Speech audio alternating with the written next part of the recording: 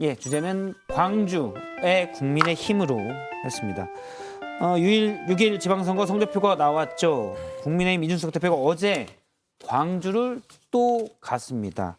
금남로, 옛 전남도청 인근에서 저렇게 팻말을 들고 성원에 감사드립니다. 더 열심히 하겠습니다. 광주의 변화, 이런 얘기를 했고요. 전남도청 1층에서 지금 이준석 대표의 모습입니다. 시민들에게 팻말을 들고 금남로에서 인사하는 모습이고, 지금 모습은 전남도청, 옛 전남도청 1층에 마련돼 1층에서 5월 8 민주화운동 당시에 자식을 잃은 5월 어머니가 있죠. 이 어머니들과 만나서 인사를 하고 하는 모습입니다.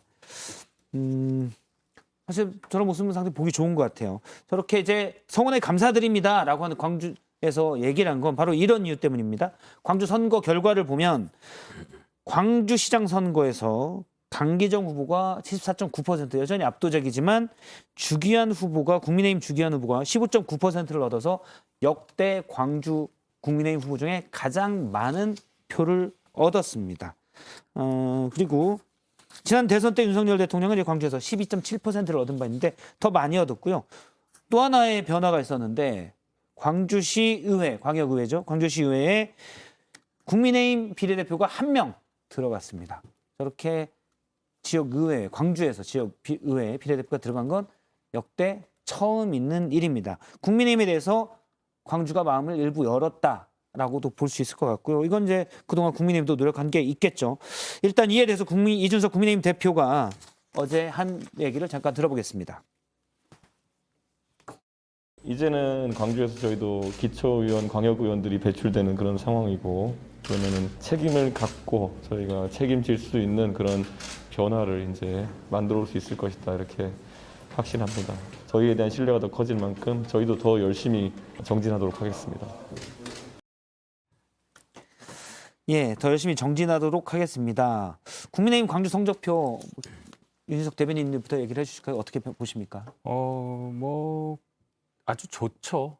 15%라는 그 선을 넘었어요. 일단 그게 굉장히 상징적 의미였고, 3개월 전 대선 때보다 한 3% 정도 더 올라갔고, 이준석 대표가 이제 저렇게 가서 광주에서 먼저 인사를 드리는 것도 상당히 의미가 있고, 근데 이제 또 하나 더 말씀드릴 것은, 그럼 이준석 대표가 저렇게 신속하게 광주에 가서 저렇게 하는 거 잘 보면 약간 본인의 앞으로 거쳐에 대해서 생각이 좀 바뀐 것 같아요.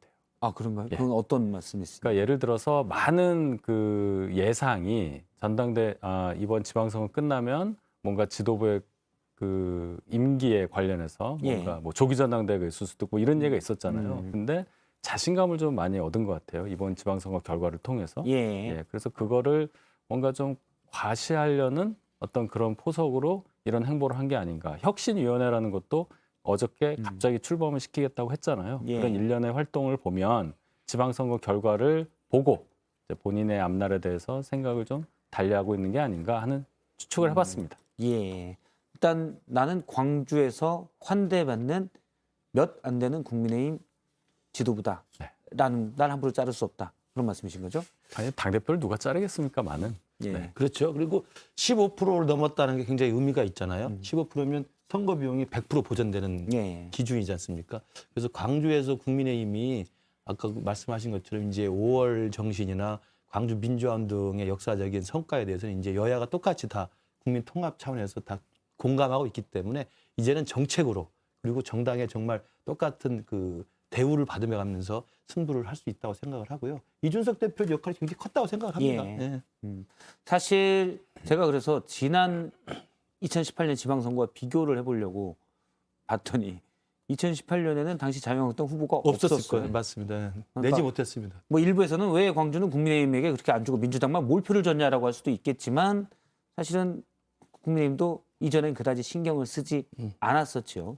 물론 신경을 쓰지도 않은데다가 낼 사람이 이게 없었어요. 국회의원회관에서 북한군 간첩이 들어왔네 말았네 토론을 하던 정당 아니었습니까? 그렇죠. 지만원 씨의 공청회를 국민의힘 의원, 당시 자유한국당 3명이 네, 같이 주최를 한 바 있죠. 그렇던 정당에서 이 호남의 유권자들이 외면하는 건 당연했다라고 생각하고요. 김종인 비대위원장 그리고 이준석 대표의 이런 행보들, 그리고 윤석열 대통령이 거기다 또 한 번에 또 마침표를 찍었다라고 생각해서 저는 이런 경쟁이 만들어진 건 되게 좋다라고 생각합니다. 게다가 예. 시의회에 지금 국민의힘 의원이 한 사람 들어가지 않습니까? 예. 자료가 다 공유되는 이런 상황. 지금 이제 민주당의 시의원들로서는 약간 당황스러울 수 있는데 이러한 변화가 전 필요하다라고 생각을 해서요.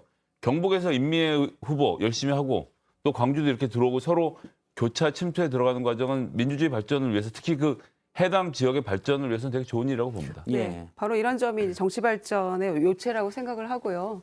또 이런 정성과 노력은 지속적으로 이루어져야 된다 이렇게 생각합니다. 이러다가 불쑥불쑥 또 이상한 또 폄훼 발언하거나 이러면은 공든탑도 무너진다는 걸 무너지죠. 또 예. 스스로 보여주게 되는 결과를 낳게 된다고 보고요. 민주당으로 이 권력 독점의 폐해가 있다는 거를 바로 이제 그런 것 때문에 또 유권자들이 식상해할 수도 있다는 거에 대한 뭐 뼈아픈 저는 그 증거라고 생각을 하고요. 그런 점에서 민주당도 더욱 노력해야 된다. 그 국민의힘 의원 한 사람 생기고 또 이 정도 15%또 호남에서 20% 가까운 득표를 얻음으로 인해서 매기 역할을 할 수 있는 거잖아요. 그렇죠. 예, 사실 그리고 호남에서는 민주당이 많이 그냥 쭉쭉쭉 그냥 되니까 그랬었죠. 긴장을 안 한다. 예, 긴장 안 해서 그런 내 표의 얘기들이 효용성이 있었죠. 떨어지니까 그냥 투표도 안 했던 거고 그렇죠. 안 함으로써 심판하는 결과가 이번 지방선거였거든요. 광주의 최저 투표율이라는 거는. 그래서 매기 효과에 대해서 아까 말씀드렸는데 대선 때 광주의 복합 쇼핑몰 가지고 얼마나 많은 논란과 해석과 이런 걸 나왔습니까? 사실 어떻게 생각하면 결과를 놓고 뭐 소모적 논쟁이라고 할 수도 있는데 강기정 지금 당선인이죠. 강기정 시장 후보 공약에 복합 쇼핑몰 유치가 들어갔어요. 그런 거 보면 이런 서로 건전한 경쟁 이런 것들이 지역 발전을 위해서는 굉장히 좋은 모습이다 이렇게 생각하기 때문에 민주당도 더 분발해야 되고요. 방심하면 이런 식으로 되는 겁니다. 그리고 국민의힘도 일회성에 그치지 말고 윤석열 대통령이 5년 내내 5.18에도 가주시고 또 당대표 내년에 누가 되든지 간에 이런 모습 보여주면 좋고요. 덧붙여서 소외된 호남 인사, 균형 인사도 아울러 해주시면 더 금상첨화죠. 예. 김유정 광주 의원님 씨가 이제 예전에 지역구가 있었던 그러니까 김유정 김유정 의원님이 의원님. 광주에 가서 또 한 번 더 분발해 주시는 것도 필요해 보여요. 광주 출신의 여성 의원이기도 한 그럼. 여성 의원님이 계시는데 윤석열 대통령님이 이 방송을 안 보시더라고요. 김식 교수님이 수많은 얘기를 하는데 아무런 지적사항이 없는 거 봐서는 안 보세요. 어느 날 여사라고- 썰전 라이브 댓글에 예. 올라올 수도 있다는 걸 염두에 두시고 예, 예, 알겠습니다. 하시면 될 것 같습니다. 네, 지금 댓글들이 열심히 올라오고 있는데 죄송하지만 영화편은 아까 끝났고요. 저희가 다음 주 월요일 날 다시 또 합니다. 예. 아무튼 고맙습니다. 예. 아니, 쳐다만 보시니까 제가 좀 당황스러워서 알겠습니다. 네 분 말씀은 여기까지 듣고 다음 주에 또 뵙겠습니다. 고맙습니다. 감사합니다.